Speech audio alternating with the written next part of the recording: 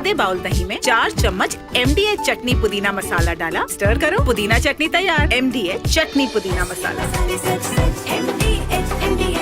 और आप देख रहे हैं आपका नंबर 1 शो, ये भारत की बात है।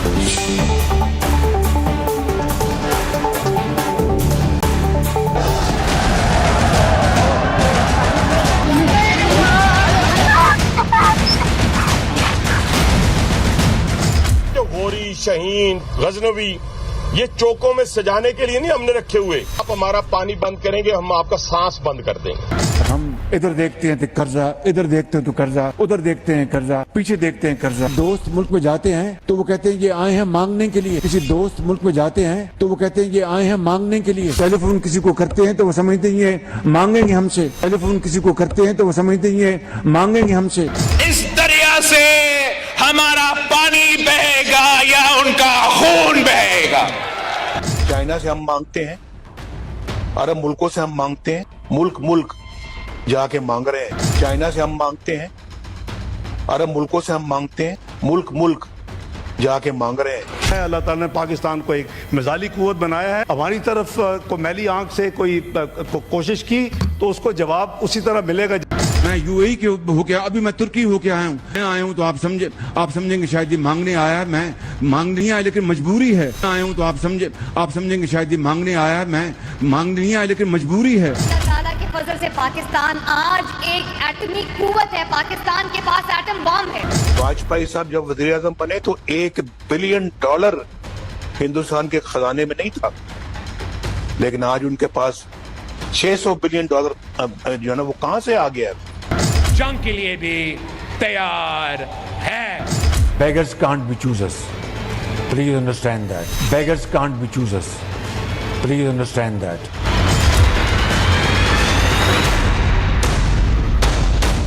तो आपने सुन लिया, जो परमाणु बमों की धमकियां दिया करते थे वो हाथ फैलाए हर मुल्क, हर देश में मांग रहे हैं। उनकी हकीकत दुनिया के सामने आ गई है। परमाणु बम वाले भिखारियों से आज मैं आपको मिलवाऊंगा, उस मुल्क से मिलवाऊंगा, लेकिन उससे पहले देखिए जरा भारत की तस्वीर। भारत बुलेट ट्रेन पर बैठने की तैयारी कर रहा है। यह वो बुलेट ट्रेन है जो भारत आने वाली है। जापान में उसका ट्रायल रन किया गया है। भारत में चलेगी बुलेट ट्रेन मुंबई से अहमदाबाद के लिए।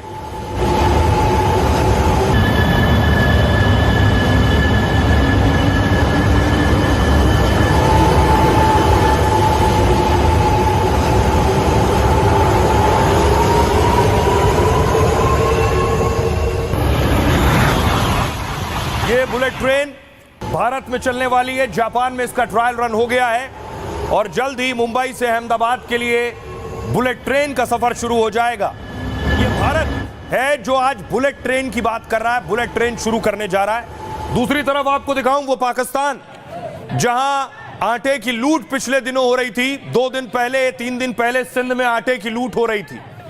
अगली तस्वीर देखिए, न सिर्फ आटा, पाकिस्तान की एक्ट्रेस बता रही थी कि पाकिस्तान के एयरपोर्ट्स के कराची एयरपोर्ट्स के टॉयलेट में भी पानी नहीं आ रहा है। बच्चों को लेकर 3 दिन पहले ही मैंने आपको दिखाया था, अगली तस्वीर दिखाऊं, कि सिंध में पानी के लिए लड़ाई हो रही थी। AK-47 से गोलियां दागी जा रही थी और गृह मंत्री का घर फूंक दिया गया। ये सिर्फ पानी की लड़ाइयां हो रही थी। ये पाकिस्तान की शक्लो सूरत है। लेकिन दूसरी तस्वीर मैं आपको दिखाऊं, अगली तस्वीर, शहबाज शरीफ एर्दोगन और जिनपिंग के लिए कह रहे हैं कि अब मैं इनके पास जब कटोरा लेकर जाता हूं, भीख का कटोरा, तो ये भी हमें भगा देते हैं। सुनिए जरा शहबाज शरीफ को।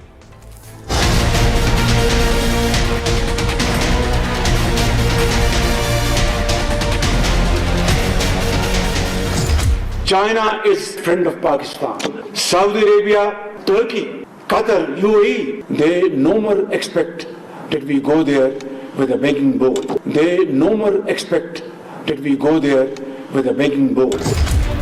हिंदुस्तान से हारा पाकिस्तान भीख मांग मांग कर थक गया है।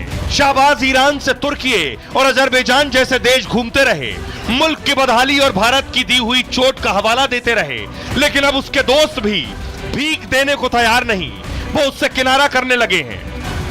हम इधर देखते हैं तो कर्जा, इधर देखते हैं तो कर्जा, उधर देखते हैं कर्जा, पीछे देखते हैं कर्जा। दोस्त मुल्क में जाते हैं तो वो कहते हैं ये आए हैं मांगने के लिए। किसी दोस्त मुल्क में जाते हैं तो वो कहते हैं ये आए हैं मांगने के लिए। टेलीफोन किसी को करते हैं तो वो समझते हैं ये मांगेंगे हमसे। हर तरफ से मदद का दरवाजा बंद होने लगा तो शाहबाज अपना दर्द और हकीकत सबके सामने बयां करने लगे। साफ कह रहे हैं दोस्त चीन और तुर्की भी पाक का भीख का कटोरा नहीं देखना चाहते। मतलब न्यूक्लियर की धमकी देने वाला पाकिस्तान अब भिखारी वाली सच्चाई पर आ गया है। अब पाकिस्तान का हाल देखिए। शहबाज शरीफ कह रहे हैं कि अब वो भीख का कटोरा लेकर जाते हैं दूसरे मुल्कों में तो वो भी भीख देने को तैयार नहीं है। किसी प्रधानमंत्री का बहुत बड़ा कबूलनामा है ये। सोचिए, लानत है ऐसे मुल्क पर जिसके पीएम को ये बोलना पड़ रहा। पाकिस्तान की गिनती दुनिया के सबसे बदहाल मुल्क में होती है और भारत से लड़ने का सपना देखते हैं। पाक की जीडीपी है 28 लाख करोड़ और कर्जा है 22 लाख करोड़ का इनके ऊपर। पाकिस्तान की जीडीपी के 67% के बराबर तो कर्ज है इन पर। इनकी हालत ऐसी है कि कर्ज चुकाने के लिए लोन लेना पड़ रहा है। पाकिस्तान को अगले 4 साल में 8 लाख करोड़ का कर्ज चुकाना है। यह कर्ज नहीं चुकाया तो आईएमएफ, वर्ल्ड बैंक जैसी संस्थाएं इन्हें मदद देना बंद कर देंगी। इसलिए शाहबाज बार बार विदेश के दौरा करते हैं और मदद मांगते हैं। भारत से हार के बाद वो तुर्की गए, ईरान गए, अजरबैजान, तजाकिस्तान गए। खबर है कि चारों देशों से पाकिस्तान को कोई पैसा नहीं मिला। इसलिए वो विदेश से ही भारत से शांति और समझौते की अपील करने लगे और कह रहे हैं चीन, सऊदी जैसे दोस्त नहीं चाहते हैं कि हम भीख मांगे। अब देखिए चीन से क्या क्या मांगा है। पाकिस्तान को सबसे ज्यादा कर्ज चीन से मिलता है। चीन पाकिस्तान को अब तक 2.5 लाख करोड़ का कर्ज दे चुका है। कर्ज के बदले पाक की जमीन और बंदरगाहों पर कब्जा कर लेता है वो। भारत से टकराव के बीच चीन 32,000 करोड़ रुपए और देने वाला है कर्ज। लेकिन आने वाले सालों में पाकिस्तान को यह काफी भारी पड़ सकता है। चीन के बाद पाकिस्तान को सऊदी अरब से सबसे ज्यादा कर्ज मिलता है। सऊदी अरब पाकिस्तान को 77,000 करोड़ यानी करीब 7% कर्ज दे चुका है। कर्ज के चलते पाकिस्तान सऊदी अरब से ही तेल खरीदने पर मजबूर है। पाकिस्तान के कर्ज का बड़ा हिस्सा सऊदी से तेल खरीदने में चला जाता है। तुर्की, ईरान और अजरबैजान जैसे मुल्क भी उसे कर्ज देते हैं, लेकिन कर्ज से ज्यादा ये देश अपने हथियार पाकिस्तान को देते हैं। तुरंत वो पाक से पैसा नहीं लेते, बाद में डील के नाम पर मोटी रकम वसूलते हैं। आईएमएफ और वर्ल्ड बैंक जैसी संस्थाएं भी पाकिस्तान को लगातार कर्ज देती हैं। आईएमएफ तो उसे 25 बार कर्ज दे चुका है। पाक को 24% कर्ज वर्ल्ड बैंक देता है। दोनों इंटरनेशनल संस्थाओं में अमेरिका जैसे देश का दबदबा है, इसलिए अमेरिका और ऐसी संस्थाएं कर्ज के लिए उस पर दबाव बनाती हैं।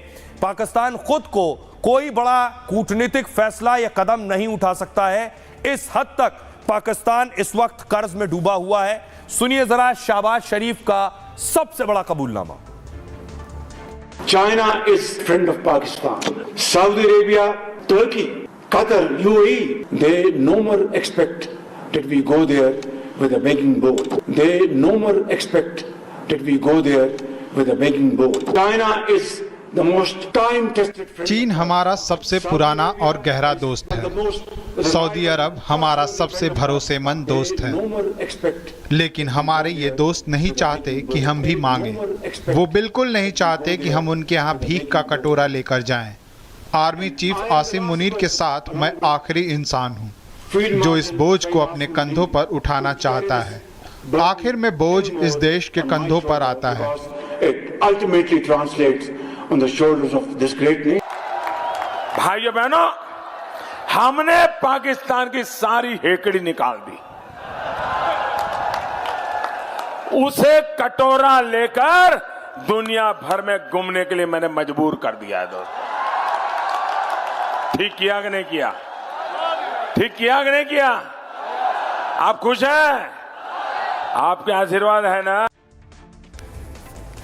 अब बड़ी बात यह है, कुछ दोस्त पाकिस्तान के पीएम से परेशान हैं, कुछ दोस्त पाकिस्तान के भिखारियों से परेशान हैं। सऊदी अरब और यूएई जैसे मुल्क परेशान इस बात से हैं कि पाकिस्तान के भिखारी इनके देश में आ गए हैं और जैसे पीएम मांगने जाते हैं वैसे भिखारी उनके देश में नाक में दम कर दिया। अगली तस्वीर में दिखाऊं, पाकिस्तान में ब्रेकिंग चल रही है, बाकायदा बड़ी बड़ी खबरें चल रही हैं भिखारियों पर कि सबसे ज्यादा भिखारी पाकिस्तानी है। सुनिए। जितने भिखारी, इजलास में सेक्रेटरी वजारत ओवरसीज पाकिस्तानीज ने इंकशाफात किए हैं। उन्होंने कहा है कि हमारे भिखारी सबसे ज्यादा बाहर जा रहे हैं। बैरून मुमालिक जितने भिखारी गिरफ्तार होते हैं उनमें से 90% पाकिस्तानी। जियो न्यूज़ नौशीन यूसुफ हमारे साथ हैं, उनसे जानेंगे। जी नौशीन। अरे फकीर सबसे ज्यादा बाहर जा रहे हैं और जितने कर जाते हैं पाकिस्तान से जहाज भर भर के भिखारी जो है बैरून मुल्क जा रहे हैं और हरम के अंदर जितने भी जेब कुतरे पकड़े जाते हैं उनमें से ज्यादातर पाकिस्तानी। और सऊदी सफीर तो हमें कहते हैं कि आप रिपीट ऑफेंडर्स हमारे पास क्यों भेजते हैं, इनसे हमारी जेल भरी गई है। तो सोचिए इससे ज्यादा शर्मनाक क्या होगा एक देश के लिए। भिखारी पकड़े भी जा रहे हैं। सऊदी अरब की तस्वीर मैं आपको दिखा रहा हूं, पकड़ा गया इन्हें और सऊदी अरब से वापस पाकिस्तान डिपोर्ट किया गया। ये वहां जाते हैं इस मकसद के साथ कि किसी तरह बस पहुंच जाएं, और पहुंच गए फिर आने का नाम नहीं लेते हैं। वहीं पाकिस्तान के लोग भीख मांगने लगते हैं। ये सच्चाई है और कई बार खुद बिन सलमान ये बात कह चुके हैं, दुनिया में सबसे ज्यादा भिखारी पाकिस्तानी हैं। और एक रिपोर्ट के मुताबिक पाक में 4 करोड़ भिखारी हैं और हर साल 42 अरब रुपए भीख मांग कर जुटा लेते हैं। 42 अरब भीख से। पाकिस्तान में सालों से भीख का बड़ा कारोबार है। जैसे मार्केटिंग के लिए खास स्किल की जरूरत होती है, इसी तरह पाकिस्तान में भीख के लिए खास ट्रेनिंग होती है। भिखारी खास तरीके से ड्रेस और अलग अंदाज में उतरते हैं, कोशिश करते हैं कि ध्यान खींचें और लोगों को भावुक कर दें। फिर पाकिस्तान और दूसरे मुल्क में भिखारियों का रैकेट चलाते हैं। ये विदेशों में पकड़े गए 90% भिखारी पाकिस्तानी मूल के होते हैं। हाल में सऊदी अरब ने 5000 पाकिस्तानियों को वापस भेजा था। ये पाकिस्तानी सऊदी अरब में भीख मांग रहे थे। पाक से आने वाले भिखारियों को लेकर सऊदी ने नाराजगी जताई थी। कहा पाक के लोग मक्का मदीना जाने के लिए वीजा ले लेते हैं और फिर सैकड़ों पाकिस्तानी वहां भीख मांगने लग जाते हैं। सऊदी के हज मंत्रालय ने पाकिस्तान को हिदायत दी, पाकिस्तान इस पर जल्द से जल्द रोक लगाए, नहीं तो तीर्थ यात्रा के लिए वीजा भी बंद कर देंगे। और हज के लिए अगर वीजा बंद कर दिया, बाद में पाकिस्तान के रक्षा मंत्री ने खुद ये बात कबूल की थी और कहा था कि भिखारी पाक की दुनिया में बेइज्जती करा रहे हैं और इसलिए हम निगरानी बढ़ाएंगे और भिखारियों के लिए नया कानून लेकर आएंगे। ये पाकिस्तान में तैयारी। पाकिस्तान में हर दूसरे दिन इस पर बात हो रही होती है कि वैसे तो उनके मुल्क की पहले कहीं इज्जत नहीं है और थोड़ी बहुत जो मुस्लिम देश उन्हें पैसा दे देते हैं, ये भिखारी जाकर वो इज्जत कभी कबाड़ा करके देते हैं। सुनिए जरा। आहिस्ता आहिस्ता दुनिया में ये भिखारी के नाम से कैसे मशहूर हो गया? तो इसमें कोई कोई गलत बात नहीं है कि हम भिखारी हैं। भिखारी कभी भी अपना इंतखाब जो है ना नहीं कर सकते कि हम भिखारी कौम है। और हमारा कटोरा पहले कटोरा था, अब बड़ा छापा ने लगा लिया है। जिस मुल्क में जाते हैं सबसे पहले उनका ये होता है कि मांगने क्या आए हो। हमारा मुल्क कहाँ से पीछे आ गया, हमें रिवर्स हम जहाँ कदम रखते हैं कहते हैं मांगने ला आ गया, वो फौरन दरवाजे बंद कर देते हैं। ऑल वर्ल्ड में जाके देख ले, पाकिस्तानी हर जगह भी बदनाम है। सबसे बड़ी बात हमारे वज़ीर आज़म साहब देख ले, वो IMF से ये नहीं करेंगे वो नहीं करेंगे, आज वो भीख मांग रहे हैं। बात नहीं है लेकिन ये सबसे आसान काम उनको लगता है। आज इंडिया से अच्छे होते तो तब भी हमारी यही हालत होती जो आज है। अच्छे तल्लुकात होते हैं तो हमारे मुल्क में खुशहाली होती। अच्छा। हमारे मुल्क के हालात बेहतर होते। भी दहशतगर्दी फैली हुई है। हाँ। ये खत्म होती। पाकिस्तान मांगता है। हाँ। मांगने वाले की कोई इज्जत नहीं होती। अच्छा। इज्जत उनकी होती है जो खुददार। हमारा जो वज़ीर आज़म है ये भी चोर है, स्मगलर है सारे। ये कौन सा अच्छे हैं? वो खुद चोर है। हमारा वजीर खुद चोर है। हमारे सारा पूरा टब्बर जितना भी है तक सारे चोर। हमारी जो यूथ है ना वो इस काबिल है कि वो भीख नहीं मांग सकती। जो हमारे हुक्मरान है ना वो भीख मांगने के अब काबिल हो चुके हैं। हम नहीं गवारा करते कि हम किसी के आगे हाथ फैलाएं। पाकिस्तानी नाम बताते हम पाकिस्तान से, हमें शर्म आती है, हम कंफ्यूज होते हैं कि यार सामने वाले बंदे के माइंड में एक ही बात जाएगी कि ये तो मांगने वाले हैं। अब आइए आपको बताऊं, पाकिस्तान का हाल आपने देख लिया। पाकिस्तान के पास क्या बचा, कैसे पैसा कमाएं। पाकिस्तान के पास तस्वीर मैं आपको दिखाऊं, पाकिस्तान में भीख का आलम यह है और इसलिए है क्योंकि महंगाई भी बहुत ज्यादा है, रोजगार है नहीं। पाकिस्तान में देखिए, मैंने आपको बताया था महंगाई इस कदर बढ़ गई है, महंगाई का रेट लिस्ट आपके सामने आ गया है। नींबू भी 1000 रुपए किलो मिल रहा है पाकिस्तान में। मनमानी कीमतों पर फरोशी का सिलसिला ना थम सका। ब्रॉयलर गोश्त की मनमानी कीमतों पर फरोख्त जारी है। लीमू के दाम 1000 रुपए फी किलो तक पहुंच गए हैं। सब्जियों और फलों की खरीदारी भी आसान नहीं रही। सरकारी निर्खनामों में 3 सब्जियों की कीमतों में मजीद इजाफा। परचून में देसी लीमू 1000 रुपए फी किलो बेचे जा रहे हैं। सोचिए, नींबू 1000 रुपए किलो पहुंच गया है और जो बसों का किराया था वो भी 2 गुना कर दिया गया है। तो आम आदमी आखिर क्या करे, कहां जाए, कहां से इतना पैसा लेकर आए। देखिए जरा पाकिस्तान में महंगाई का आलम क्या है। नॉनवेज सोचिए जरा, चिकन 1 किलो लेना है तो 1350 रुपए किलो चिकन है। मटन लेना है बोनलेस तो 1 किलो 2450 रुपए का, लगभग 2500 रुपए का मटन है 1 किलो। मछली लेनी है बोनलेस 1 किलो 2400 रुपए की है, 2400 की। अंडे 6 अंडे लेने 480 रुपए खर्च करने होंगे। किराना की दुकान पर गए, दूध लेना है 1 लीटर दूध 400 रुपए में। चीनी 1 किलो लेनी है 230 रुपए में। आटा 5 किलो 638 रुपए में। देसी घी 1 किलो 3300 रुपए यानी 3300 रुपए लीटर किलो घी है। तेल 1 लीटर 300 रुपए में।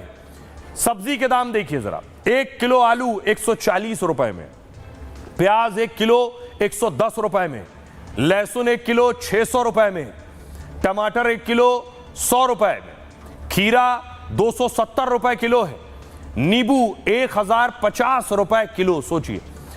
अदरक 850 रुपए किलो है, हरी मिर्च 260 रुपए किलो है, शिमला मिर्च 280 रुपए किलो है पाकिस्तान में, और गोभी 180 रुपए किलो है। बंद गोभी 190 रुपए किलो है और भिंडी 240 रुपए किलो है। लौकी 190 रुपए किलो है और कद्दू 230 रुपए किलो है। बैगन 110 रुपए किलो है पाकिस्तान में। फल का हाल देखिए जरा, 1 दर्जन केले लेने हैं तो 250 रुपए के। आम 400 रुपए किलो मिल रहा है पाकिस्तान में। तरबूज 400 रुपए किलो है। पपीता 350 रुपए किलो है और सेब 520 रुपए किलो मिल रहा है। नारियल 1 पीस 500 रुपए का है। यह है पाकिस्तान में महंगाई का आलम। सुनिए जरा, इसीलिए शहबाज शरीफ को दर दर की ठोकरें खानी पड़ रही हैं। बहुत से लोग सऊदी यूएई में भीख मांग रहे हैं। लोग महंगाई पर क्या कह रहे हैं जो पाकिस्तान में बचे हैं, उन्हें सुनिए। अगर ये पानी का क्राइसिस नहीं अभी सॉल्व करेंगे तो हम भूखे मर सकते हैं। उसकी वजह यह है कि इंडस बेसिन जो है वो ही हमारा लाइफलाइन है। अगर ये हम इसको हम समझते हैं कि ये एक वाटर बॉम्ब हमारे ऊपर पड़ा हुआ है जिसको हमने डिफ्यूज़ करना है, इसको ख़त्म करना है। हर चीज़ महंगी है, कोई इधर सस्ती नहीं समझे। अपने अपने रेट लगा रहे हैं बंदे, अपने अपने रेट लगा रहे हैं। कोई 610 दे रहा है, कोई 700 दे रहा है, कोई 720 दे रहा है। हुकूमतों को चाहिए कि एक रेट हो, एक लिस्ट हो। चीज़ों की कुछ समझ नहीं लग रही है कि दौर किस साइड पे जा रहा है। चीज़ें इस कदर महंगी हो चुकी हैं कि आम बंदे की पहुंच से बहुत दूर हो चुकी हैं। आपने तरबूज की बात की, चीज़ें महंगी होना तो एक अलग एक बात है, उनकी क्वालिटी गिर जाना वो भी एक बहुत बड़ा आलमिया है। हम कर्जों में डूबे हुए लोग हैं, हम जो है वो खुद दिवालिया हो चुके हैं। हमें कोई भीख देने को तैयार नहीं है। हमारी दुनिया में इस वक्त सबसे बड़ी एक्सपोर्ट जो है वो भीख मांगने। यहाँ पे लोग भूख से मर रहे हैं, लोग खुदकुशियाँ नहीं करते। यहाँ पे औरतें अपनी इस्मत नहीं बेचती खाने के लिए, बच्चों को पालने के लिए। तो हम जो यहाँ पर खुद अपने लिए कुछ नहीं कर पा रहे, हमने कश्मीरियों को क्या कुछ करना है। पाकिस्तान के लोगों को सुन लिया, वो कह रहे हैं कश्मीर कश्मीर तो हम करते हैं, हमारे अपने हाल ठीक नहीं है, हमें खुद हम नहीं पल पा रहे हैं, कश्मीर को साथ लेकर क्या करेंगे। अब ये देखिए, आखिर पाकिस्तान की अब रोजी रोटी का जरिया क्या बचा है? ये जरिया बचा है शहबाज शरीफ के साथ जो आप एआई इमेज देख रहे हैं। लोग सोशल मीडिया पर मजाक उड़ा रहे हैं और सच भी यही है। पाकिस्तान, आप जानकर ताज्जुब करेंगे कि उनकी जीडीपी का एक बहुत बड़ा हिस्सा गधे बेचकर और पशुधन से आता है। पाक में गधों की आबादी दुनिया में तीसरे नंबर पर है, जो कि 2023-24 में 60 लाख के करीब पहुंच गई। करीब 1 लाख गधे पाकिस्तान में हर साल बढ़ रहे हैं। गधे पाकिस्तान की अर्थव्यवस्था का भी बहुत अहम हिस्सा है। पाक की जीडीपी में पशुधन का 14.36% योगदान है। इसी पशुधन में पाकिस्तान के गधे भी शामिल हो जाते हैं। पाकिस्तान में 80 लाख लोग गधे पालन का काम करते हैं। परिवहन से लेकर बोझ ढोने तक गधे का इस्तेमाल होता है। पाकिस्तानी गधों को अच्छी नस्ल के लिए जाना जाता है और दोस्त चीन जो है पाकिस्तान से बहुत संख्या में गधे भी खरीदता है और पैसा देता है। गधों के हर अंग के लिए चीन में एक बहुत बड़ा बाजार है। गधे का मांस चीन में काफी लोकप्रिय स्ट्रीट फूड है। चीन की पारंपरिक दवाओं में भी गधों का इस्तेमाल होता है और इसका दूध भी चीन में पसंद किया जाता है। हर साल चीन करीब 2 लाख गधे पाकिस्तान से खरीदता है और गधे सप्लाई करने के लिए पाक ने ग्वादर में गधा फार्म भी बना रखा है। चीन ने पाकिस्तान में गधों पर बड़ा निवेश भी किया हुआ है। यह है पाकिस्तान का हालात के हालात। सुनिए जरा मंत्री क्या कह रहे हैं। जो हमारे मुल्क के इस वक्त हालात है, हम दिवालिया मुल्क के रहने वाले। जो हमारे मुल्क के इस वक्त हालात है, हम दिवालिया मुल्क के रहने वाले हैं। आपने सुना होगा डिफॉल्ट हो रहा है या दिवालिया हो रहा है या मेल्टडाउन हो रहा है, वो हो चुका। रही बात पाकिस्तान की, तो उसकी बात ही क्या करूं आपसे। वह देश तो मांगते मांगते अपनी जहालत से एक ऐसी हालात में आ गया है कि उसके बारे में यह भी कहा जा सकता है कि पाकिस्तान जहां भी खड़ा होता है वहीं से मांगने वालों की लाइन प्रारंभ हो जाती है। अब सोचिए, आम आदमी परेशान है पाकिस्तान में, दर दर की ठोकरें खा रहा है, महंगाई है, रोजगार नहीं है, लेकिन आतंकी देखिए जरा, आतंकी खुलेआम घूम रहे हैं। हाफिज सईद की पहली तस्वीर आ गई है। लंबे वक्त से आपने हाफिज सईद को नहीं देखा होगा, यह तस्वीर हाफिज सईद को आप देख रहे हैं। और ऊपर देखिए जरा, सैफुल्लाह कसूरी जो टीआरएफ का चीफ है, ये वही सैफुल्लाह पिछले दिनों जो प्रधानमंत्री नरेंद्र मोदी से खौफ खा रहा था, मोदी कर रहा था। टीआरएफ का चीफ है, पहलगाम का मास्टरमाइंड है, हाफिज सईद का करीबी है। हाफिज का संगठन लश्कर का जो विंग है टीआरएफ, उसका चीफ है सैफुल्लाह कसूरी। और हाफिज सईद का वेलकम देखिए कैसे हो रहा है, एक बड़ा आतंकी, ग्लोबल टेररिस्ट, और उसका स्वागत हो रहा है। एक और वीडियो वायरल है, वो मैं आपको दिखाऊं। हाफिज सईद बैठा हुआ है, एक शख्स उससे बात कर रहा है हाफिज सईद से, और हाफिज सईद से कह रहा है क्या हाल है, सब ठीक है, सुनिए। बड़ी देर बाद बरकत नाज़िल हुई है। क्या हाल है? पर दाढ़ी काली तो मैं ख्याल सफेद हुई, सफेद तो लाल हो गई, इतनी देर बाद मुलाकात हुई।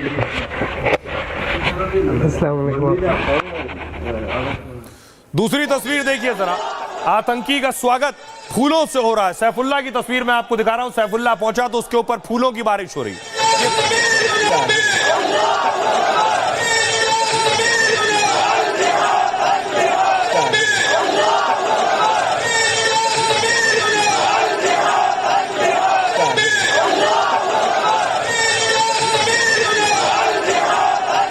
सोचिए, मुल्क में लोगों को खाने को नहीं है और आतंकियों पर फूल बरसाए जा रहे हैं।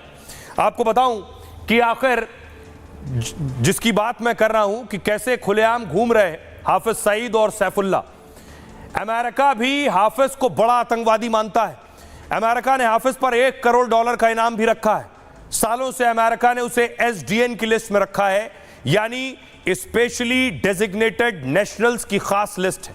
और इनमें आतंकियों या ऐसे लोगों को रखा जाता है जिनसे खतरा होता है। ऐसे लोगों की फंडिंग या मदद पूरी तरह से रोक दी जाती है। यानी अमेरिका खुलकर हाफिज को आतंकी कहता है। भारत अमेरिका के दबाव में 2019 में पाक ने इसे जेल में बंद किया, लेकिन पाकिस्तान की कार्रवाई सिर्फ दिखावा साबित हुई, क्योंकि हाफिज सईद जेल में कम और बाहर ज्यादा रहता है।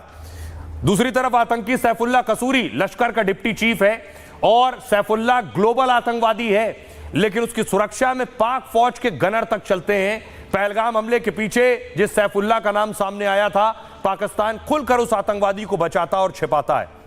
इसीलिए आपको बताऊं कि असदुद्दीन ओवैसी जो कि विदेश में है और विदेश में पाकिस्तान की पोल खोल रहे हैं, उन्होंने लखवी का सच दुनिया के सामने रखा, जिससे पाकिस्तान कैसे आतंकवाद के साथ और आतंकवादी के साथ खड़ा होता है, यह भी ओवैसी ने बताया। देखिए ओवैसी क्या कह रहे हैं आतंकी पर।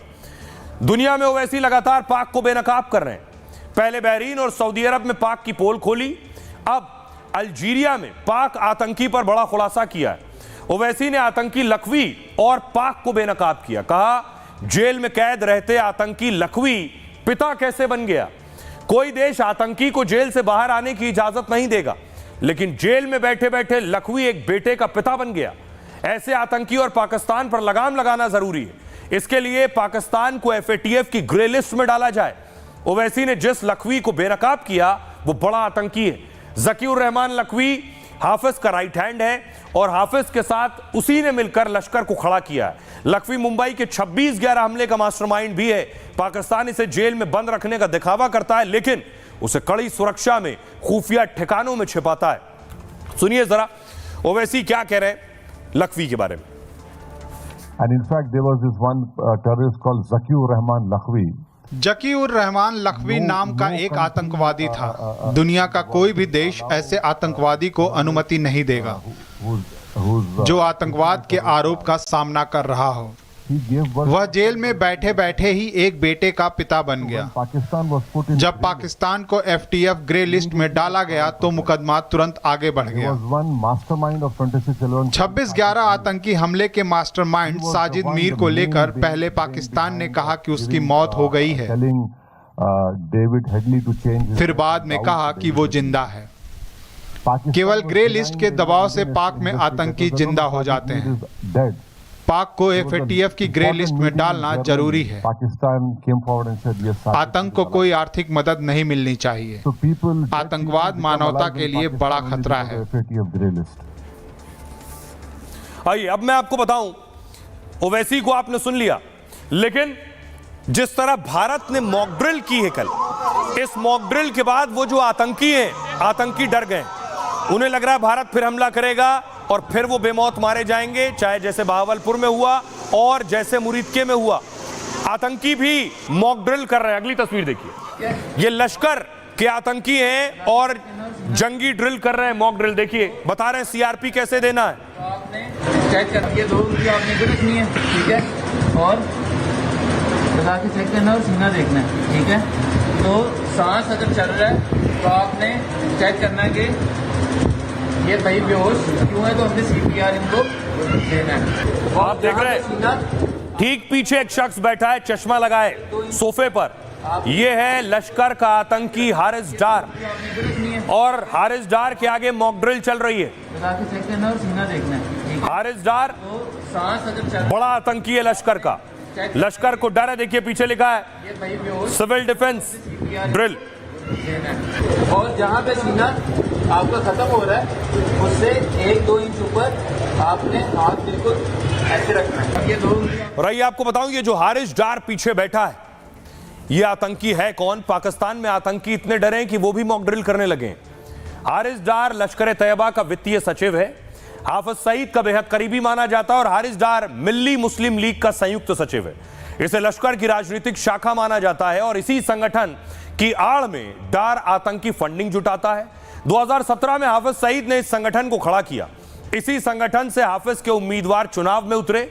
2018 में ही अमेरिका ने आतंकी संगठन घोषित कर दिया। इसके 7 सदस्यों को ग्लोबल आतंकी लिस्ट में डाला गया और इन 7 सदस्यों में आतंकी हारिस डार भी शामिल था। डार को पाक में भारत विरोधी बयानों के लिए जानते हैं। भारतीय अटैक के बाद वो फिर से लश्कर को तैयार कर रहा है। डार के नेतृत्व में आतंकी सिविल डिफेंस ट्रेनिंग ले रहे हैं। उन्हें सिखाया जा रहा है कि अगर भारत फिर से हमला करे तो ऐसी स्थिति में वो अपनी और साथियों की जान कैसे बचाएं। साफ तौर पर लश्कर को दोबारा अटैक का डर सता रहा है, और ये अकेले लश्कर को नहीं है, पाकिस्तानी सेना और उन सेना के अधिकारी भी जान रहे हैं कि भारत दोबारा हमला करेगा, और अगर अब हमला किया तो पाकिस्तान नहीं बचेगा। सुनिए। In future, given the Indian policies and polities, भविष्य में भारतीय नीतियों और राजनीति की मानसिकता को देखते हुए संकट प्रबंधन तंत्र की अनुपस्थिति वैश्विक शक्तियों को हस्तक्षेप करने और शत्रुता को समाप्त करने के लिए पर्याप्त समय नहीं दे सकती है।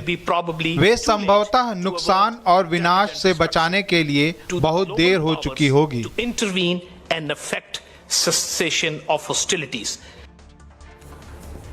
सोचिए जरा, दुश्मन खौफ में और देश में जो विपक्षी दल हैं और जो विरोधी दल हैं वो प्रधानमंत्री नरेंद्र मोदी पर सवाल उठा रहे हैं, ऑपरेशन सिंदूर पर सवाल उठा रहे हैं। कोई कह रहा है ऑपरेशन सिंदूर जल्दी क्यों बंद कर दिया, कोई कह रहा है पीएम मोदी इस पर सियासत कर रहे हैं। देखिए जरा, संजय सिंह, मोदी जी नई स्कीम लाए हैं, 1 नेशन 1 हस्बैंड। बीजेपी कार्यकर्ता उनके नाम का सिंदूर लेकर घर घर जाएंगे। क्या देश की सभी महिलाएं उन्हें अपना पति मान लें? यह कैसी मान सकता है? खड़गे कह रहे हैं मोदी इस वक्त सिर्फ चुनावी तूफान में है, वो देश के सुरक्षा बलों की वीरता का श्रेय ले रहे हैं और उनकी बहादुरी के पीछे छिप रहे हैं। संसद का विशेष सत्र बुलाकर समीक्षा करें।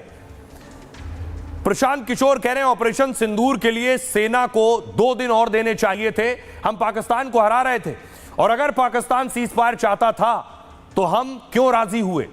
पप्पू यादव कह रहे हैं ऑपरेशन सिंदूर पाक के खिलाफ कोई बड़ी उपलब्धि नहीं है, ना इंदिरा गांधी जैसी पाक के खिलाफ बड़ी कार्रवाई है, भारत के ऑपरेशन से पाक को ज्यादा नुकसान नहीं पहुंचा है, ये पप्पू यादव कह रहे हैं। हम भी लोगों के बीच गए और उसके बाद लोगों से पूछा कि क्या प्रधानमंत्री ऑपरेशन सिंदूर को भुना रहे हैं? क्या प्रधानमंत्री उसका सियासत में इस्तेमाल कर रहे हैं? ये तो सियासतदान कह रहे हैं। आम आदमी क्या सोचता है? क्या वो भी ऐसे ही सोचता है या उसका सोचना बिल्कुल जुदा है? सुनिए।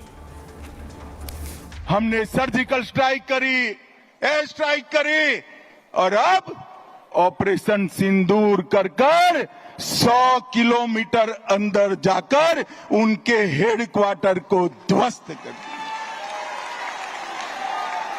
सैकड़ों आतंकवादी मौत के घाट उतार दिए गए और दीदी के पेट में दर्द होता है। दीदी, इतना दर्द बंगाल का यात्री जब वहां मारे गए तब किया होता तो ठीक था।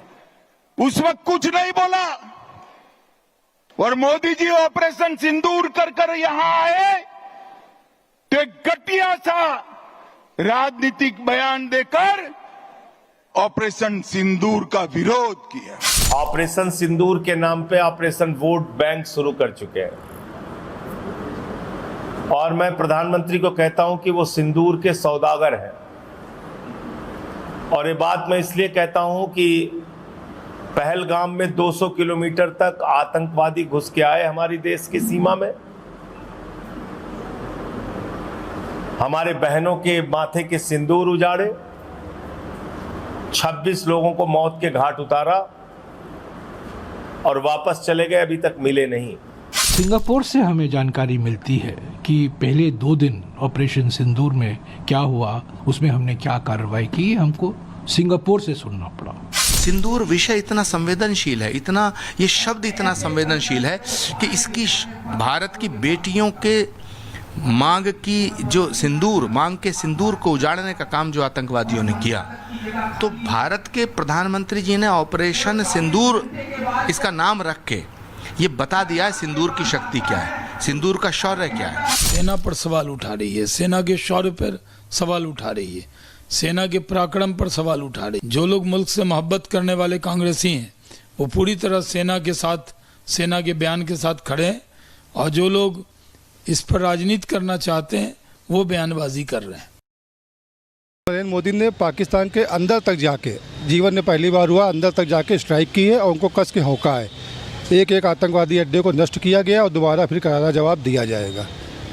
और विपक्ष का काम ही है आरोप लगाना और सब आरोप निराधार है, कोई भी आरोप में कुछ भी नहीं है। हम सबका बड़े सौभाग्यशाली है कि मोदी जी के नेतृत्व में ये पुनः कार्य किया गया है कि सेना ने घुस कर मारा है और विपक्ष को शर्मसार करने का काम किया है। और ये देश का दुर्भाग्य है कि विपक्ष में ऐसे नेता बैठे हैं जो आतंकवाद को खत्म करने का ऑपरेशन सिंदूर माननीय प्रधानमंत्री जी अभी कानपुर की रैली में कह के गए हैं कि अभी खत्म नहीं हुआ है, ऑपरेशन सिंदूर चलता रहेगा, उसको भी ये गलत बता रहे हैं। माननीय प्रधानमंत्री जी ने और गृह मंत्री जी ने और रक्षा मंत्री जी ने और हमारी बहादुर सेना की दोनों बहनों ने और तमाम सेनाओं ने पाकिस्तान को मुंह तोड़ जवाब दिया है। हमारी भारतीय सेना पे हमें गर्व है, मोदी जी के कुशल नेतृत्व पे गर्व है।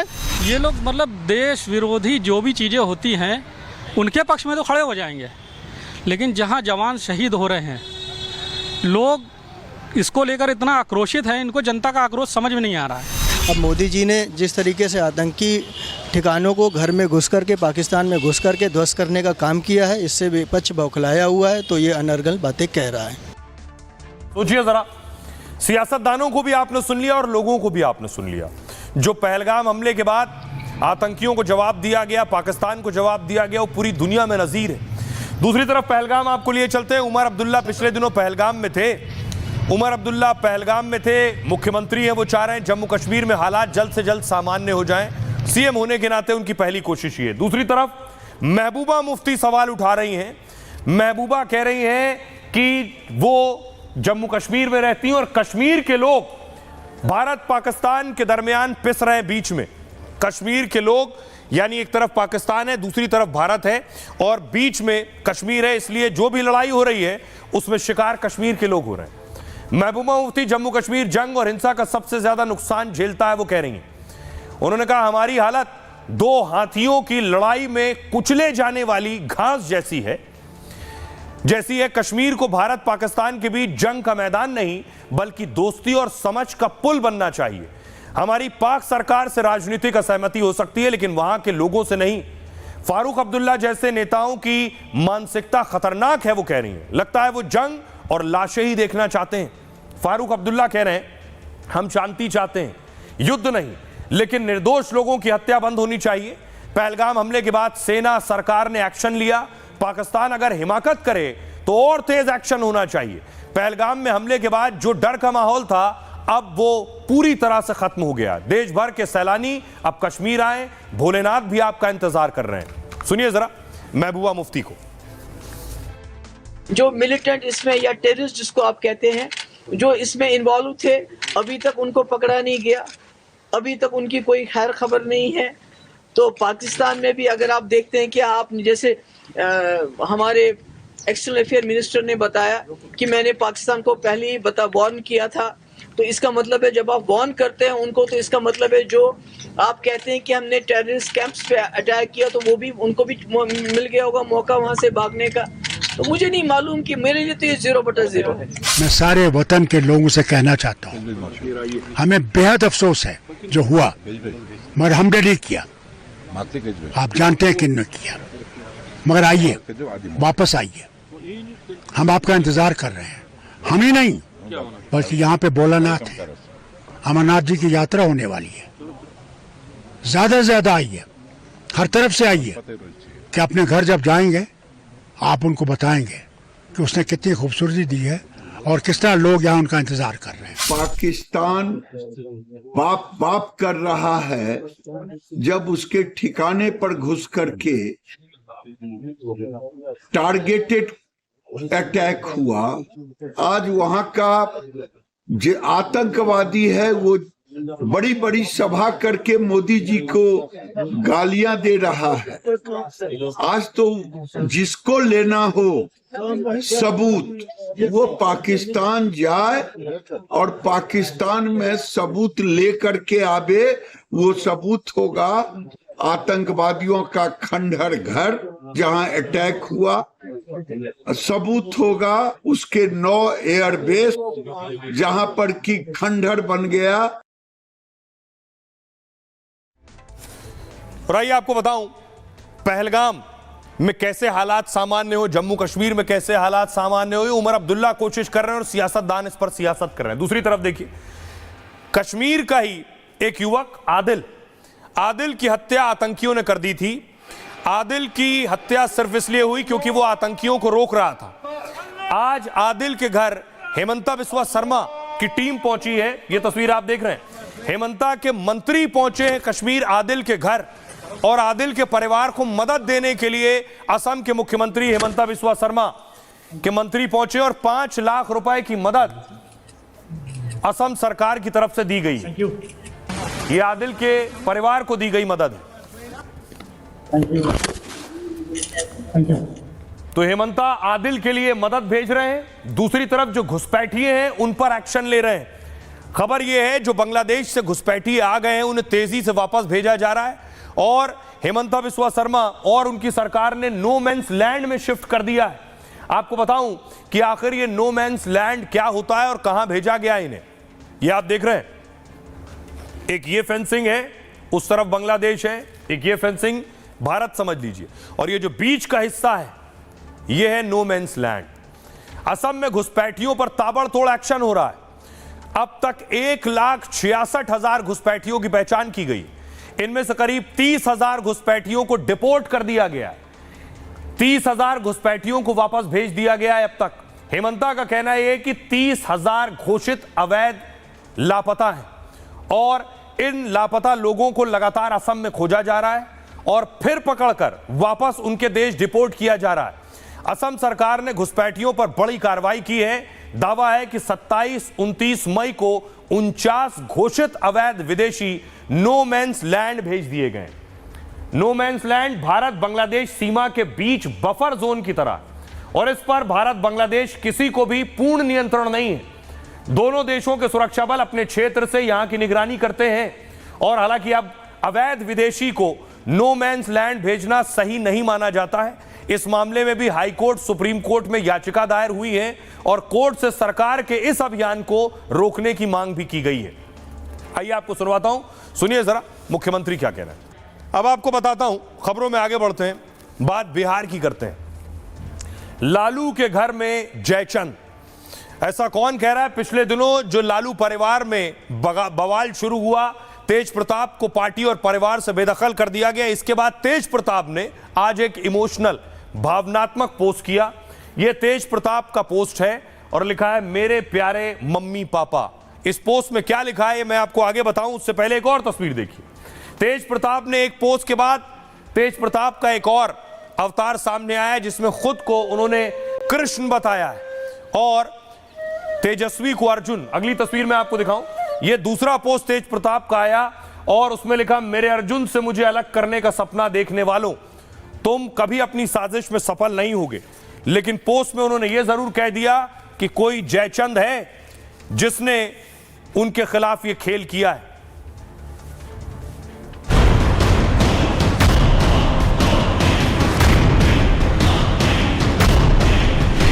आखिर तेज प्रताप के साथ सियासत कौन कर रहा है?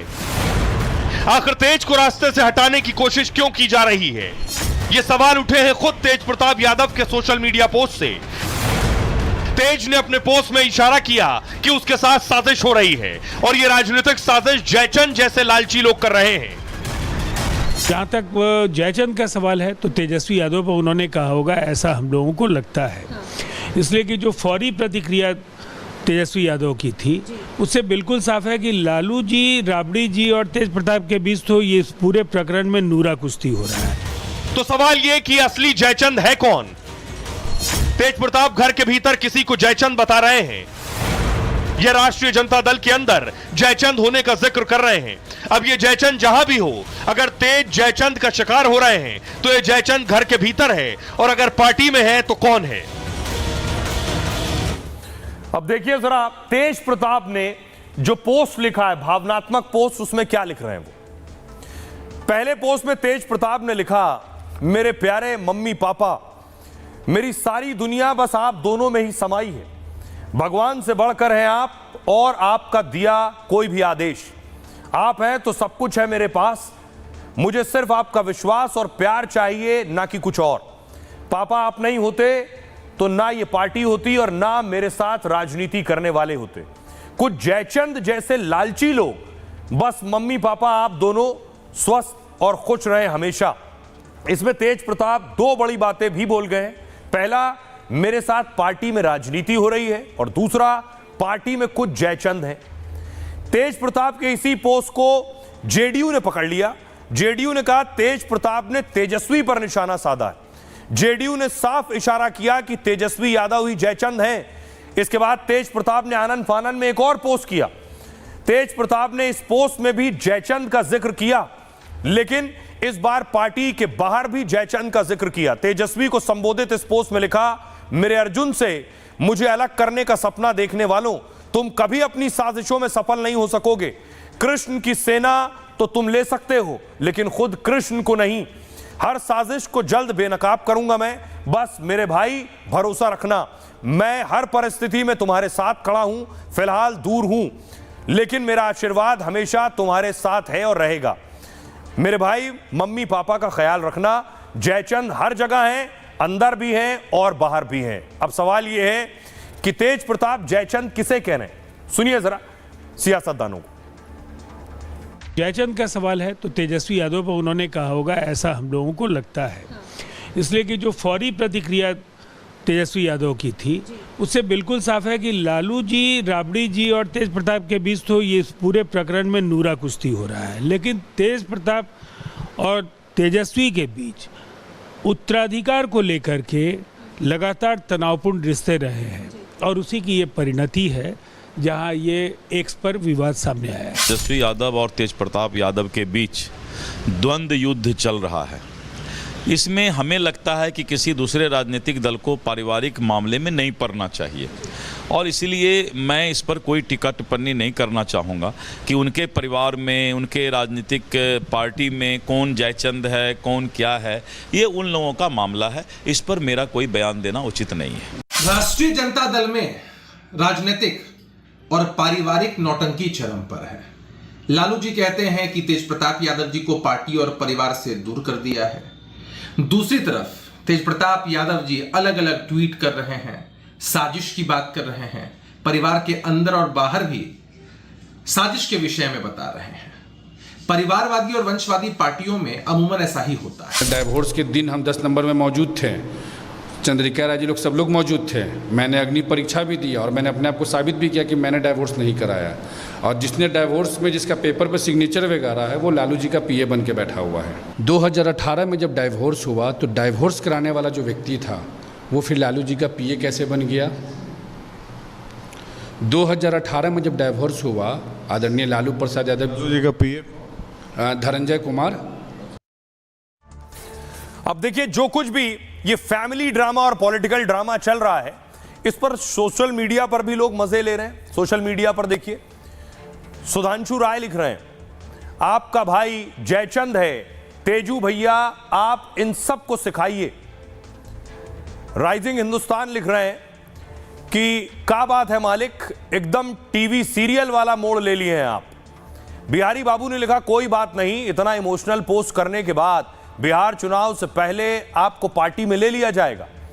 सुरेंद्र कुमार लिख रहे हैं, गजब है तेजू भैया, अनुष्का भाभी पर चुप्पी साधे हैं, खुद खुलासा किए, खुद बवाल कराए, अब कह रहे हैं अंदर बाहर जयचंद भरे, अगर है तो उसका नाम बताइए, गोल गोल नहीं घुमाइए।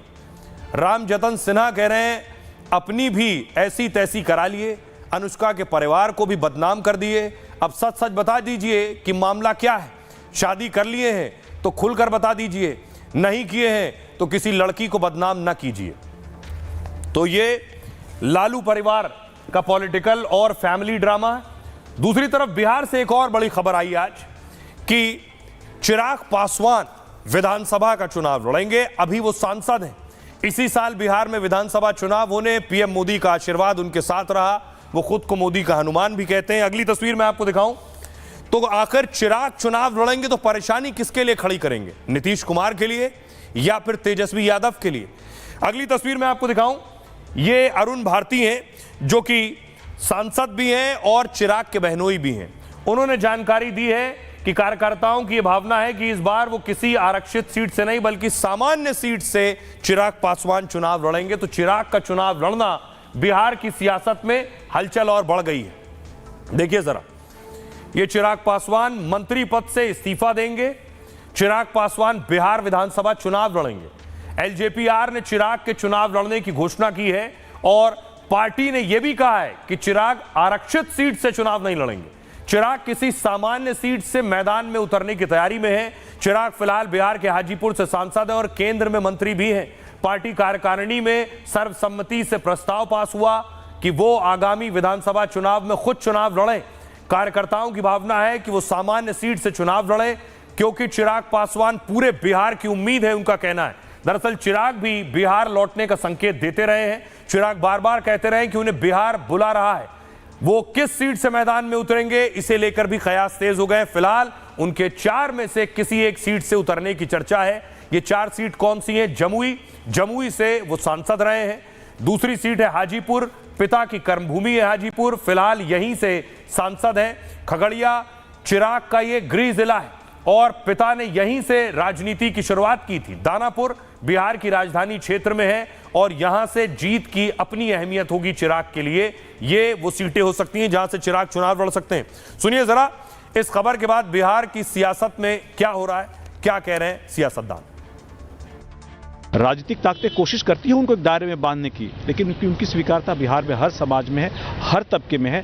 और इन्हीं सारे सपनों को, उम्मीदों को साकार करने के लिए पार्टी कार्यकर्ताओं की तरफ से एक यह भी विचार आया था कि उनको आने वाले बिहार विधानसभा के चुनाव में एक सामान्य वर्ग जनरल सीट से चुनाव लड़ना चाहिए। बिहार का कोई भी मुख्यमंत्री बने, कोई भी डेब्यू करे, लोग कह रहे हैं कि उनका डेब्यू होने वाला है, वो दलित को रिप्रेजेंट करते हैं, पासवान को रिप्रेजेंट करते हैं, तो अपने डेब्यू से पहले उन बच्चों का डेब्यू करें। चिराग जी चुनाव लड़ते हैं तो बिहार के लिए अच्छी बात है। कोई नया लड़का जो जाति पाति की राजनीति नहीं करता है, अगर वो चुनाव लड़ते हैं तो बिहार की राजनीति के लिए अच्छी बात है। सीट से चुनाव लड़ेंगे, वो जहाँ से भी लड़े ये उनका निर्णय है, लेकिन चिराग जी अगर बिहार की राजनीति में सक्रिय होते हैं, विधानसभा राज्य की राजनीति में, तो वो बिहार के लिए अच्छी बात है।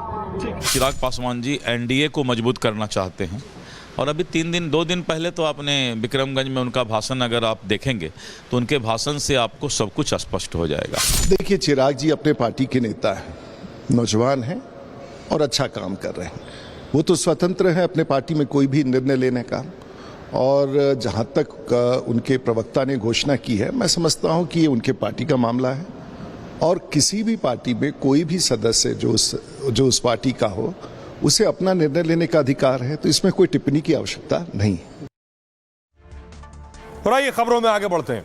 आज की एक और खबर है, और डरा देने वाली खबर है और चिंता वाली खबर है। कोरोना से 2 दिन में 21 मौतें हो गई हैं। ये नंबर अपने आप में डरा रहे हैं।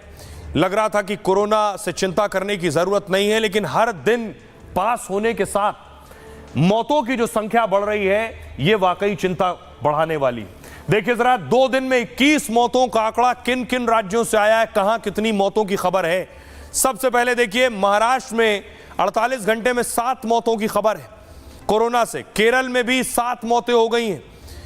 दिल्ली में 3 मौत की खबर है। कर्नाटक से 4 मौत हो गई हैं कोरोना से कर्नाटक में। उत्तर प्रदेश में भी कोरोना से 2 मौत हुई हैं।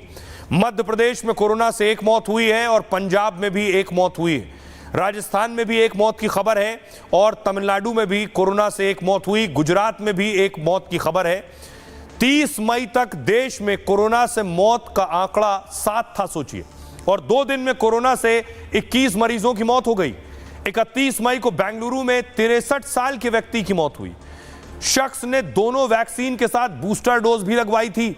दिल्ली में 60 साल के बुजुर्ग ने जान गंवा दी है। महाराष्ट्र, केरल में कोरोना से 7 मौतें हो गई हैं। 2025 में अब तक कोरोना से 28 लोगों की जान जा चुकी है, और पिछले कुछ दिन में ही कोरोना ने रफ्तार पकड़ी है। कहां कितने केस हैं इस वक्त? देश में कोरोना के 3,783 मामले, केरल में 1400 मामले सामने आ चुके हैं, महाराष्ट्र में 485 मामले हैं, दिल्ली में 436 कोरोना मरीज हैं, गुजरात में 320 कोरोना के पेशेंट हैं, कर्नाटक में 238 मरीज हैं कोरोना के, तमिलनाडु में 199 हैं, और उत्तर प्रदेश में 149 केस कोरोना के सामने आए। पश्चिम बंगाल में 287 मामले और राजस्थान से 62 केस सामने आए। मध्य प्रदेश में कोरोना के 19 मरीज हैं, बिहार में 11 मरीज कोरोना के हैं। ये हालत कोरोना की है। कितना डरा रहा है, सुनिए जरा डॉक्टर मनोज क्या कह रहे हैं। देश में कोविड-19 के केसेस बढ़कर 3000 से ऊपर हो गए हैं। मौत का भी आंकड़ा बढ़ा है, करीब करीब 21 मौतें हुई हैं। जो ये वेव है वो JN.1 वेरिएंट की वजह से हो रहा है। JN.1 वेरिएंट जो है वो पिछले जो ओमिक्रॉन है उसी का एक नया स्ट्रेन है। इसमें 30 म्यूटेशंस हैं, खास करके कुछ म्यूटेशंस ऐसे हैं जैसे L4555, वो जो है इसको ज्यादा संक्रमण की क्षमता देता है। अगर आप पहले से वैक्सीन लिए हुए हैं, आपको बीमारी हुई है, उसकी वजह से आप इम्यूनिटी कुछ अचीव किए हैं, उसको भी ये सरपास कर जाता है। जहां तक सिम्टम्स की बात है, माइल्ड सिम्टम्स होते हैं JN.1 वेरिएंट में, गले में खराश, जुकाम, साथ में फीवर, बॉडी एक, लेकिन साथ में कभी कभी ऐसा देखा गया कि पेट के सिम्टम्स भी आए।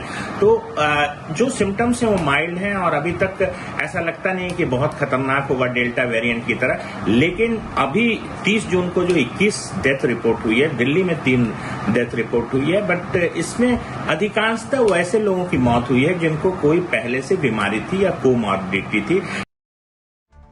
अब सवाल यह है कि आखिर जिन लोगों की भी मौत हो रही है, बेशक उन लोगों की सही जिन्हें पहले से कुछ और बीमारियां हैं, कोरोना बेकाबू हो क्यों रहा है? एक्सपर्ट की माने तो कोरोना के नए वेरिएंट से केस बढ़ रहे हैं।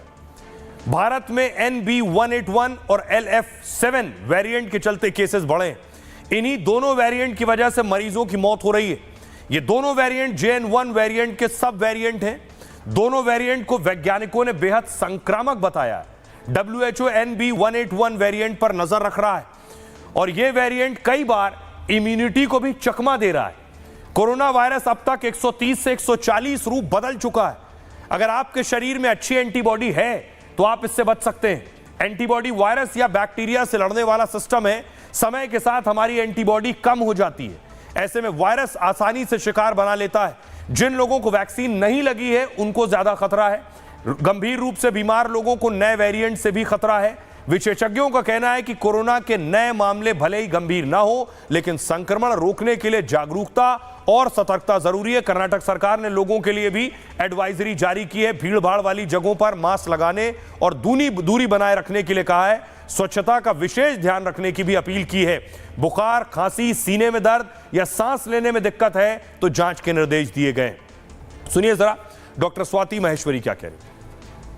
यहाँ भारत में इस वक्त हम देख रहे हैं कि कोरोना के संक्रमण जो है वो धीरे धीरे बढ़ने लग गया है और ऐसी स्थिति में आईसीएमआर जो जीनोमिक सीक्वेंसिंग करता है, जो संक्रमण के मामले सामने आते हैं उनमें जीनोमिक सीक्वेंसिंग होती है और उसके द्वारा आईसीएमआर का मानना है कि इस वक्त 4 ऐसे वेरिएंट्स हैं ओमिक्रॉन के ही, जो कि भारत में इस वक्त व्यापक तौर से फैल रहे हैं। और ये जो वेरिएंट्स होते हैं ओमिक्रॉन के, देखा गया है कि ये इन्फेक्शियस ज्यादा होते हैं, यानी कि एक व्यक्ति से दूसरे व्यक्ति में जाने की इनकी क्षमता ज्यादा होती है। लेकिन घबराने या पैनिक की बात इसलिए अभी नहीं है क्योंकि ये जो सारे वेरिएंट्स हैं इनसे माइल्ड डिजीज हो रही है, यानी कि बहुत सिवियर डिजीज जो है अभी तक इनसे नहीं देखी गई है। वही सबक को हमें फिर से जो है अपने जीवन में लाने की जरूरत होगी और हम थोड़ी सोशल डिस्टेंसिंग मेंटेन करके रखें। घर में अगर किसी को भी ऐसा लगता है कि सर्दी, खांसी, बुखार है, गले में दर्द है, तो उस व्यक्ति को घर के बाकी लोगों से 4-5 दिन के लिए थोड़ी दूरी मेंटेन करने की जरूरत है। घर में मास्क लगा करके रहें अगर छोटे बच्चे हैं, बुजुर्ग हैं, और वहीं अपना कुछ ना कुछ ट्रीटमेंट जो है चिकित्सक के द्वारा जरूर करवाएं।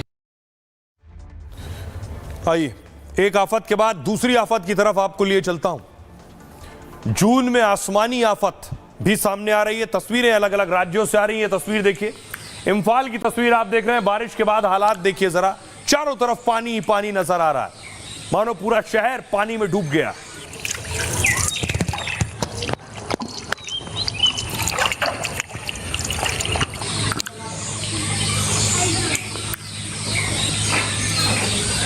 दूसरी तस्वीर देखिए, असम से आई है। असम के डिब्रूगढ़ की तस्वीर बताई जा रही है। डिब्रूगढ़ में बारिश का कहर देखने को मिल रहा है। आम जनजीवन प्रभावित हुआ है।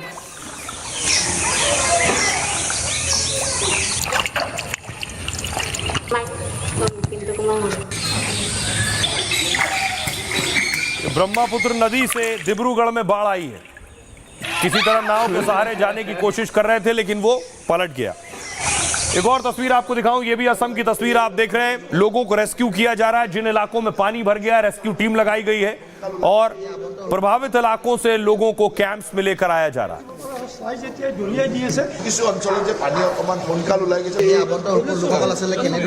ये तस्वीर भी आप मणिपुर की देख रहे हैं। इम्फाल में देखिए जरा, घरों में पानी भर गया है। घर आधे आधे डूब चुके हैं।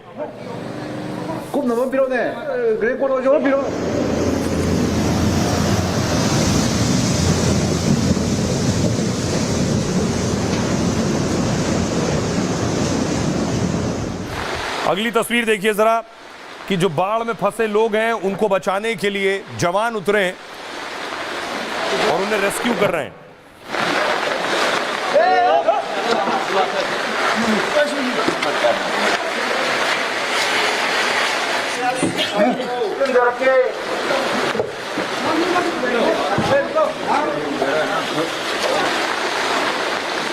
ये तस्वीर देखिए, सिक्किम की मैं दिखा रहा हूं। तीस्ता का जल स्तर देखिए, तीव्रता देखिए, रफ्तार देखिए पानी की जरा।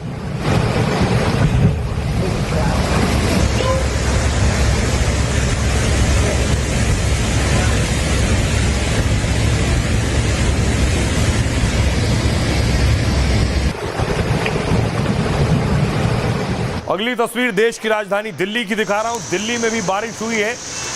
देश की राजधानी दिल्ली में बारिश हुई। दिल्ली एनसीआर में मौसम ने करवट ली।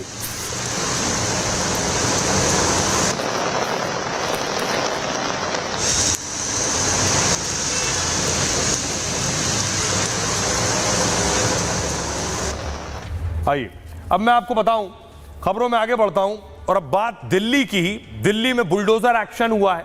दिल्ली में जो अवैध कब्जे थे उस पर बुलडोजर चलाया गया। तस्वीर मैं आपको दिखाऊं, ये आप दिल्ली के जंगपुरा की तस्वीर देख रहे हैं। जो लोगों ने, जिन पर आरोप था कि अवैध रूप से घर बनाए गए थे, उन पर बुलडोजर चला है।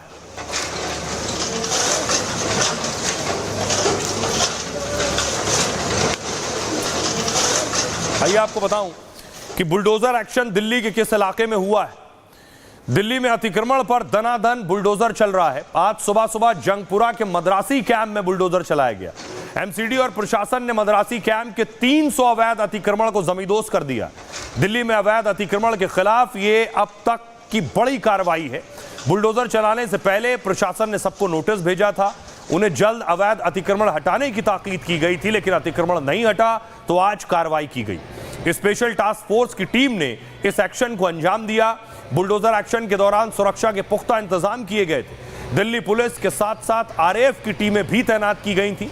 बुलडोजर एक्शन के कुछ देर के भीतर पूरा इलाका सपाट हो गया। जहां झुग्गियां समेत कई ऊंची ऊंची इमारतें खड़ी थी, सब जमींदोज हो गया। जंगपुरा के मद्रासी कैंप में बुलडोजर की कार्रवाई कोर्ट के आदेश के बाद की गई। प्रशासन के मुताबिक जंगपुरा में 370 झुग्गियां ध्वस्त की गई हैं। इनमें से 189 पात्र लोगों को सरकार फ्लैट आवंटित है, सरकारी फ्लैट। बावजूद इसके इन लोगों ने यहां से अतिक्रमण नहीं हटाया था। हम तो 50 साल से जहाँ से रह रहे हैं, मेरे पापा सब यहीं रहे, पापा मम्मी सब यहीं से पूरा। प्रशासन ने कोई नोटिस दिया? इंदिरा गांधी से सबसे पहले से रह रहे हैं हम। प्रशासन ने कोई नोटिस अभी दिया था, 1 हफ्ते से पहले दिया, बस उसके बाद फटाफट उन्होंने सामान खाली करो बोला, वोट तोड़ने लगे बुलडोजर। रोटी बंदा क्या करेगा? बच्चों के लिए पढ़ाई अपनी क्या करेगा? मेन मुद्दा बच्चों की पढ़ाई है। बच्चों की पढ़ाई के लिए भी कुछ ही नहीं है सुविधा। नोटिस। और आइए बारी है आज के सूत्र की। इंतजार मत करिए, सही समय कभी नहीं आता। आपके पास जो साधन है उसी से काम शुरू कीजिए। जैसे जैसे आगे बढ़ेंगे साधन भी बढ़ेंगे और मौके भी। जिंदगी और कामयाबी का यह मंत्र दिया था मशहूर लेखक नेपोलियन हिल ने। 1883 को अमेरिका में जन्मे नेपोलियन की पहचान एक मोटिवेशनल स्पीकर और विचारक की रही है। लेकिन नेपोलियन खुद अपनी जिंदगी में पैसे और कामयाबी के लिए संघर्ष करते रहे। लंबे वक्त तक नेपोलियन ने गरीबी और बेरोजगारी झेली। पढ़ाई करने और पैसे कमाने के लिए उन्हें अखबार तक बेचना पड़ा। फिर बिजनेस किया तो इतना घाटा हुआ कि वो बर्बादी के कगार पर आ गए। निजी जिंदगी में भी भारी परेशानियां झेलनी पड़ी। 4 बार उनकी शादियां टूट गईं। फिर कामयाब लोगों की कहानी पढ़कर उन्होंने किताब लिखी तो बवाल हो गया।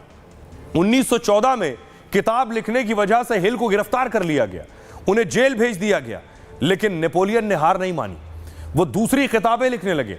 थॉमस एडिसन और रूजवेल्ट जैसी हस्तियों के सलाहकार भी बने और उनकी लिखी एक किताब थिंक एंड ग्रो रिच ने सारे रिकॉर्ड तोड़ दिए।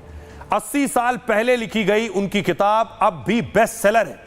कभी अखबार बेचने वाले नेपोलियन उस दौर में 70 करोड़ की संपत्ति के मालिक बने और उनकी किताब और विचार आज भी लोगों को प्रेरणा और सीख देते हैं। उन्हीं में से एक सूत्र है, अगर आप बहुत बड़ा या महान काम नहीं कर पा रहे हैं तो छोटे छोटे कामों को ही महान तरीके से करना चाहिए। छोटी छोटी कामयाबियों से बड़े लक्ष्य तक पहुंच सकते हैं। बहरहाल ये भारत की बात है में इतना ही। आप अपना और अपनों का बहुत बहुत ख्याल रखिए। रुक रहे हैं एक छोटे से ब्रेक के लिए। दादी के हाथों का जादू और खुशबू से महकता घर, माँ की मुस्कुराहट और खाने की सुगंध। MDH गरम मसाला, क्योंकि हर रिश्ता है स्वाद से जुड़ा।